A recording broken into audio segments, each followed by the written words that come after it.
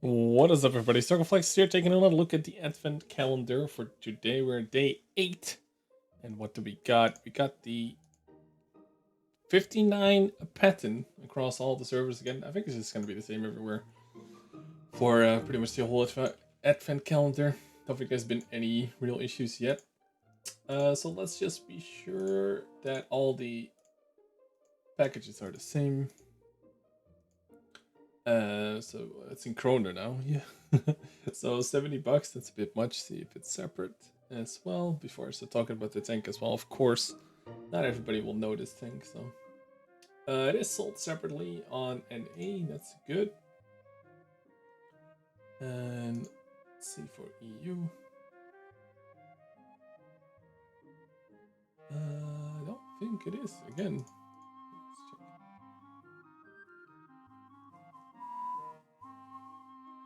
Oh, there it is. So it's 27 euros at least, or like kroner here, because I'm in Norway now. And let's check out for Asia. This is a gigantic bundle for 70 as well. Let's see, specials also separate. Also separate, so all three finally have it separately as well. So is it worth to buy a 59 patent? Well, it doesn't have limited matchmaking like the regular Type 59 still has, of course. And it's, yeah, is it worth it? I mean, the price is good as far as buying a digital tank goes. I mean, it's the same price for all the other tier 8 vehicles. That does mean, however, that most of these vehicles will be on sale, as I've said many times before in the Advent calendar. And you know, if you really want a crew trainer, you can always buy the T44 free as well. However, I think most people would like the patent a bit more. But you know, so if you take a look at the stats here, compared it to all the other ones, the M59 and the T44 free, they're completely different tanks though.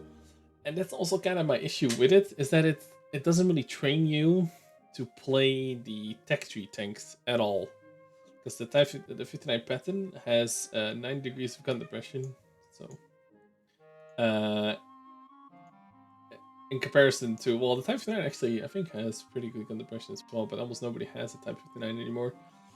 But it's just a completely different tank. Even the model, of course, it has like the American turret, basically the patent turret, of course. Um, and the hull used to be kind of okay. It is the Type 59 hull as far as I can tell. It's exactly the same as the old school Type 59.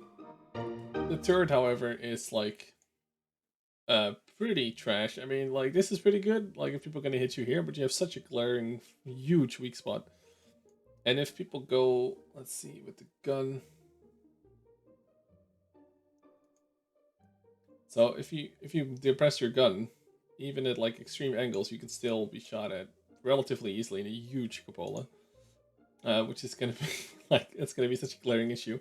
It does make for like nice spotting because you only have to peek this over to do the spotting, and it does have a really good view range for the tier, or especially for premium. That's 400. It's 20 better than the usual premiums, so that's kind of good. But I don't know if I can justify like buying it or not. Like, if you really like, it's not a bad tank per se, but it's not one of those things I get back to like, yes, let's play it. I think I still rather play my Type 59 rather than this, but I know not everybody has that Type 59 in their garage. But you know, the gun, I think it's okay. The DPM is good, like 2000 base. You know, nothing wrong with that. It has a slightly lower alpha for 240.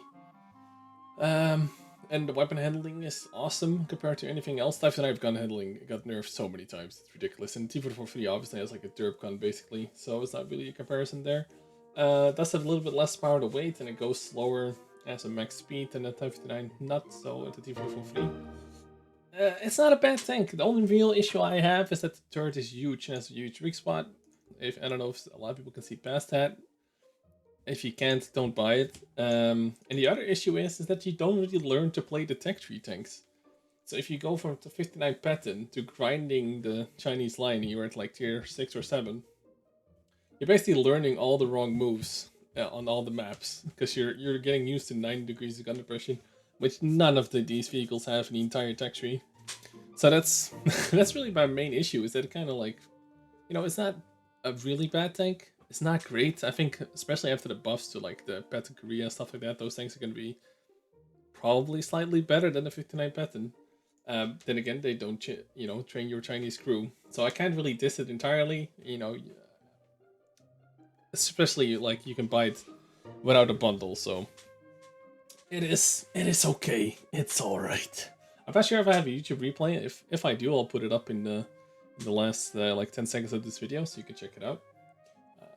Not sure if I do though, but yeah. So I can't entirely diss it. It is a, you know, decent fuel range, decent armor,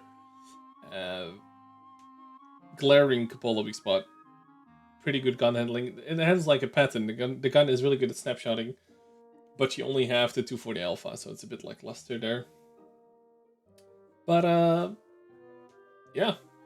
Also has way less camo apparently. I just noticed. That's ridiculous. Probably because it's the big ass turret.